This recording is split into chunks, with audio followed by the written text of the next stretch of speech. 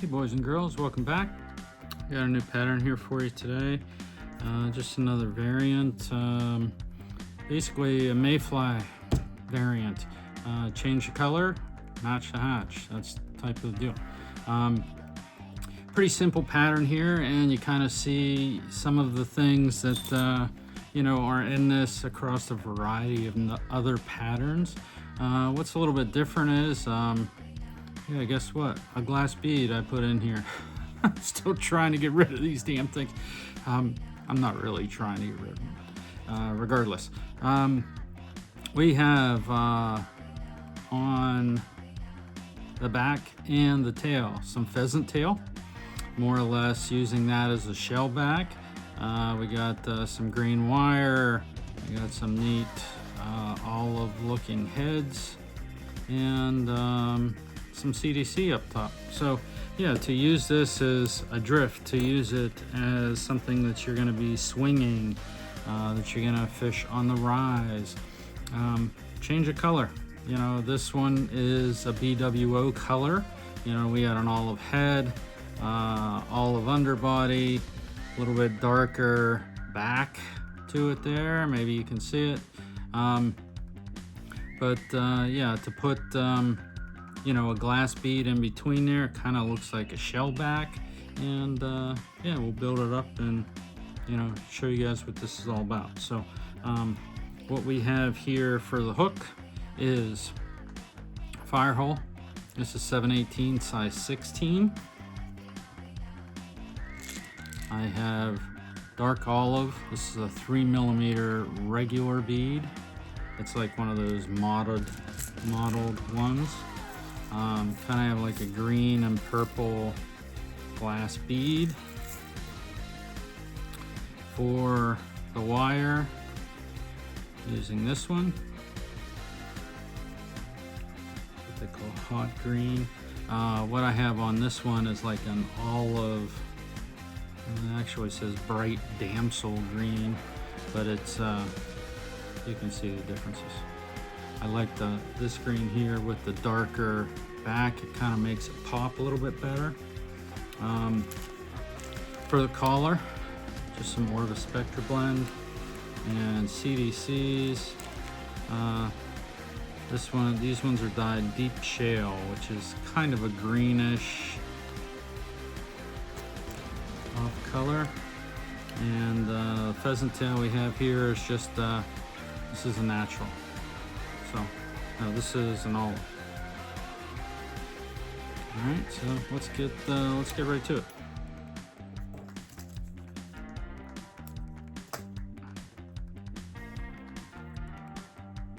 So when we put these together, I'm basically using a size 16 hook, but I'm tying it very short, so it's like a size 18 body. Gonna be using this little glass bead here as like a shell back or wing case, and yeah, it's really a pretty easy pattern. So as far as the thread we're using, this is nano silk, they're olive.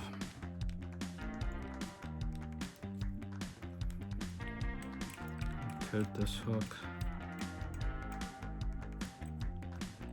to probably about the hook point. We're gonna get our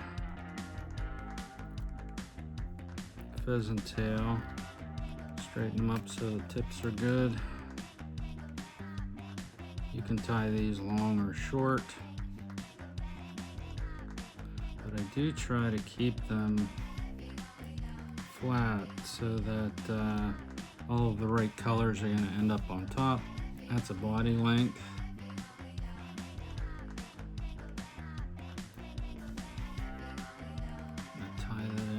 At the hook bend, that's a bit long.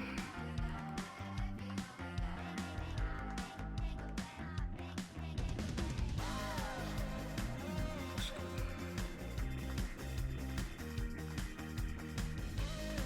break that down a little bit. Fold that back.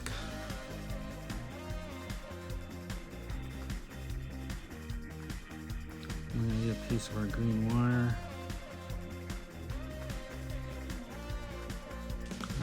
fit it in between both of those beads.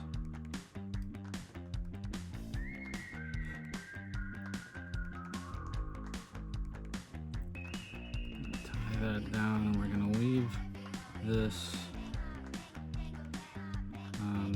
nano silk hanging on the back. We're going to get just a regular black, and I'm just going to use this to build a little bit of a taper, and then we're going to cover it with green. This will take me 10 years to build a taper with nano silk.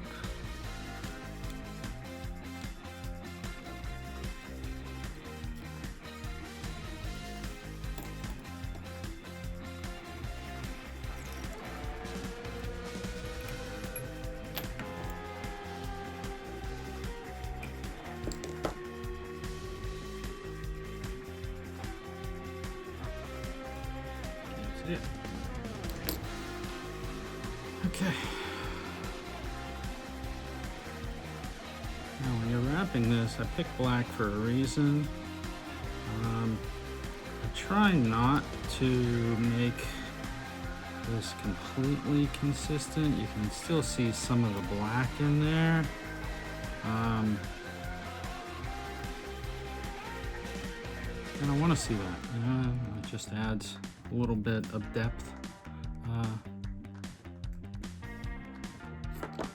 to your pattern.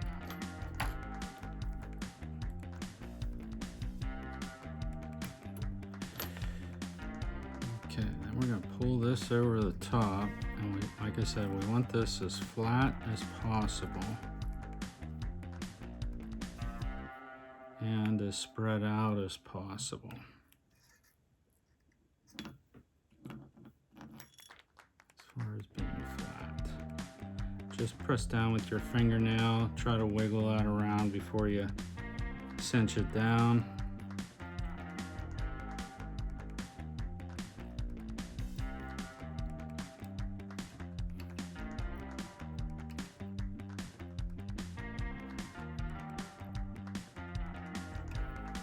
Okay, cut this off.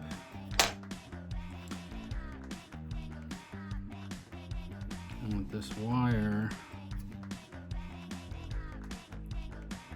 I like to make a couple wraps.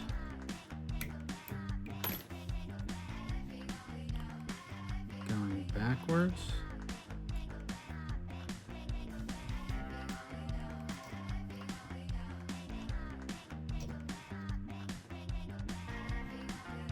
Before I start going over the top. I'm just trying to do easy segmentations on this, right up to that glass bead. You can see how that green pops as far as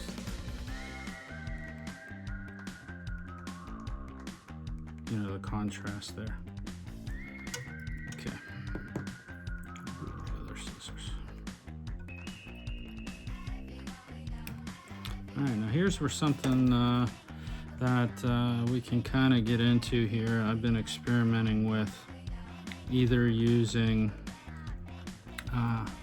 some hard as nails, or to use some UV for this, because this pheasant tail can be a little bit delicate, but I'm leaning towards the hard as nails just because you can still see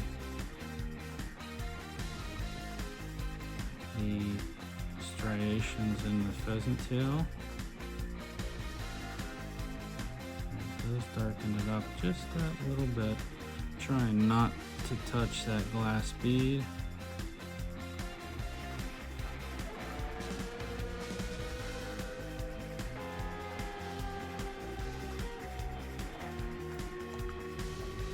Okay.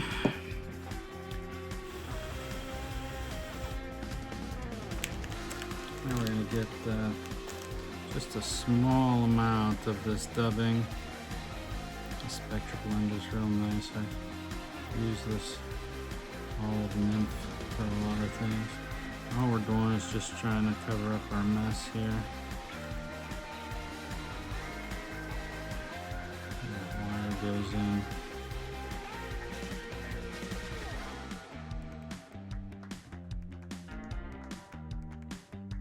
And we're going to pass our string up to in front of that bead.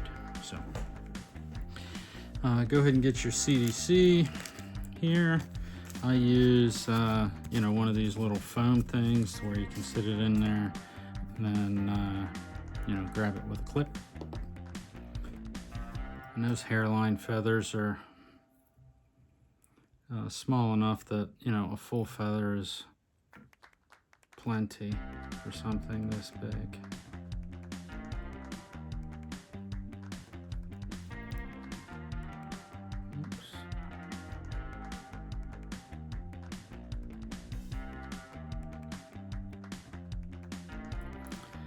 Seeing a lot of these on the water right now.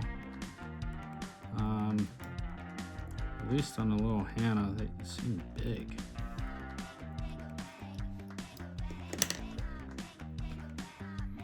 And I would tell you, you know, make this sparse. You don't want, with these soft hackles, you know, all of these little fibers go back over, you know, the body of the bug. And you know, if you have too much on there, it can kind of, you know, block out that little glass bead there, so you kind of don't see it very well. Some bitch.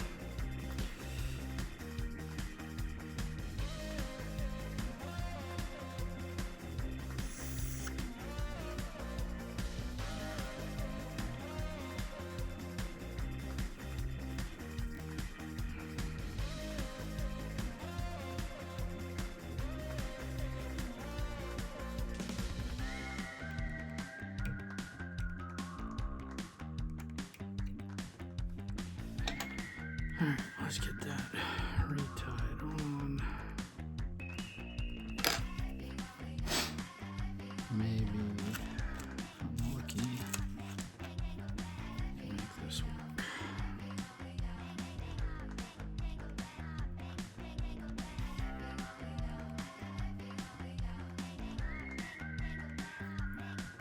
I'm just going to pull that back around. Just create enough of an impression.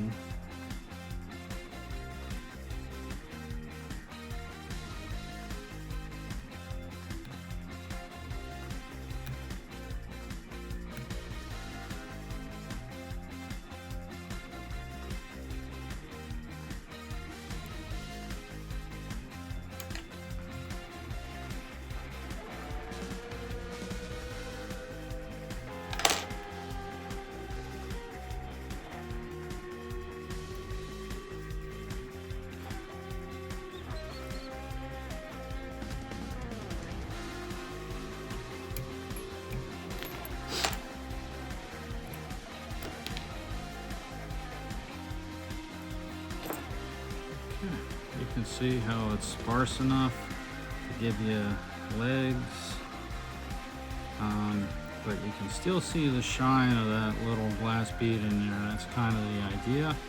Like I said, this is just a basic mayfly pattern, so if you change the colors, you can get all kinds of things. You know, this is one that's got a little bit different wire on it.